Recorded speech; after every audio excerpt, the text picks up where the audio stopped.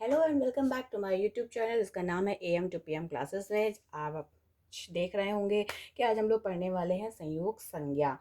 तो हमने वृद्धि पढ़ ली, हमने गुण पढ़ ली, उसी के क्रम में ये आज का तीसरा संज्ञा होगी जो कि है संयोग संज्ञा। तो चलिए फिर वीडियो को ज़्यादा क्यों खींचना, छोटा सा ये बहुत ही छोटी सी एक संज्ञा है जो कि एग्ज़ाम के लिए इम्पोर्टेंट भी है। हमें पढ़ना भी चाहिए अगर एग्ज़ाम में ना भी आए, क्योंकि संस्कृत का एक पार्ट है तो फिर भी हमें इसे पढ़ना ही चाहिए। और एग्ज़ाम में तो आएगा, तो पढ़ा हुआ है एग्ज़ाम में आएगा, तो क्या पढ़ा है तो एग्ज़ाम में भी कर देंगे। तो चलिए फिर वीडियो को और ज़्यादा लंबा नहीं करते हैं और सीधे अपने टॉपिक पर पहुँच कर पढ़ते हैं संयोग संज्ञा। जी, तो हम लोग पढ़ने वाले क्या, संयोग संज्ञा। अब आप कहेंगे कि जैसे गुण का था, वृद्धि का था कि वो कौन से नंबर का सूत्र था, वैसे क्या संयोग संज्ञा का भी है या ये कोई अलग से है?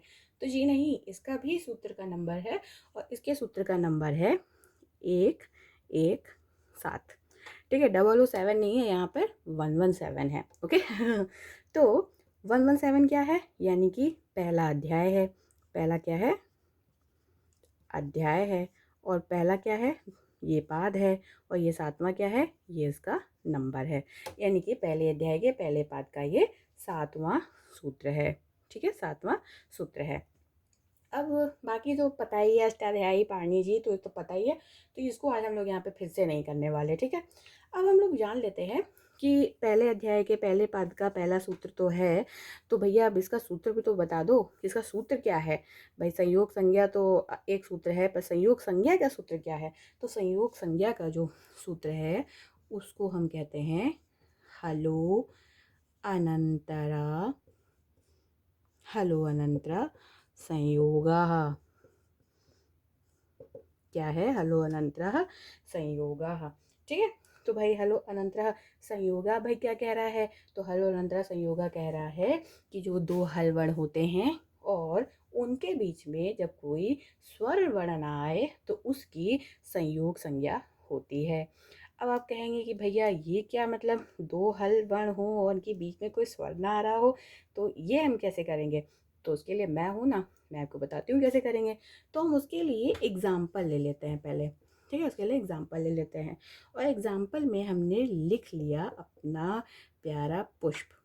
ठीक है, क्या लिख लिया, पुष्प। अब हमें अगर जानना है तो हम पहले पुष्प को तोड़ते हैं। तो पुष्प को तोड़िए, तो पहले आप लिखिए पा। पा में क्या लगा है, ऊ। पू, तो पा के पीछे से ऊ आया तो आ गया ऊ। फिर है शा। ठीक है, शा में कोई भाई स्वर होता तो पूरा लिखा होता है, आधा है तो हम भी इसको आधा कर देते हैं। उसके बाद है फिर पा। अब पा देखिए कोई हल वर्ण नहीं, कोई हल नहीं लगा है, यानी कि पा में है आ, तो इसका आ यहाँ पे हम निकाल के आगे लिख देंगे। अब देखिए पा और इस शा के बीच में ये आ रहा है ऊ। ठीक है, ऊ आ रहा है, तो इसकी संयोग संज्ञा नहीं होगी, क्योंकि हलोनंतर संयोगा कहता है कि दो हल वर्ण के बीच में कोई भी स्वर वर्ण ना आए, और इन दो हल वर्ण के बीच में एक स्वर आ रहा है, इसलिए इसकी संयोग संज्ञा तो नहीं होगी। चलिए फिर आगे बढ़ते हैं। अब आ रहा है शा और पा, तो हाँ ये हो सकता है। क्यों, क्योंकि शा और पा के बीच में कोई भी हमारा स्वर वर्ण नहीं है, इसीलिए शा और पा की हो गई संयोग संज्ञा। ठीक है, क्या हो गई, इसकी संयोग संज्ञा हो गई। अब मान लीजिए कि जैसे हम एक और ले लेते हैं, जैसे हमने ले लिया अग्नि। अब इसको भी तोड़ लेते हैं। तो आ के बाद ग, अ ग, और फिर ना, और ना के बाद क्या आ जाएगा भाई ई, यानी कि छोटी ई।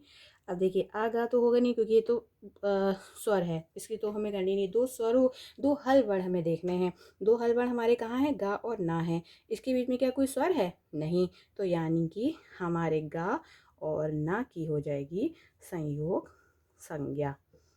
ठीक है, क्या हो जाएगी, संयोग संज्ञा हो जाएगी। एक और एग्जांपल देखते हैं। जैसे मैंने लिखा राष्ट्र, मैंने लिखा राष्ट्र। अब इसको हम तोड़ लेते हैं, तो रा को हल कर देते हैं, इसका बड़ा आ निकाल लेते हैं, फिर आ जाता है शा। शा का भी हल कर देंगे, फिर आ जाएगा टा, और टा के बाद आ जाता है राष्ट्र। राष्ट्र। ठीक है, तो देखिए रा के बाद आ रा शा के बीच में तो भाई ये तो इसकी संयुक्त संज्ञा तो नहीं होगी, लेकिन शा टा और रा इन तीनों के बीच में कोई भी स्वर वर्ण नहीं आ रहा है, यानी इन तीनों की ही हो जाएगी हमारी संयोग संज्ञा। ठीक है, इन तीनों की ही हमारी हो जाएगी संयोग संज्ञा, क्योंकि जो हमारा सूत्र है वो कहता है कि दो हल वर्णों के बीच में स्वर नहीं होना चाहिए। अब वो चाहे दो हो, चाहे तीन हो, चाहे चार हो, बस बशर्ते उनके बीच में कोई स्वर वर्ण नहीं होना चाहिए। ठीक है, तो इसीलिए यहाँ पे मैंने तीन ऐसे हल वर्ण ले लिए जिनके बीच में कोई भी स्वर वर्ण नहीं था। तो आई होप आप समझ गए होंगे कि संयोग संज्ञा क्या कहता है।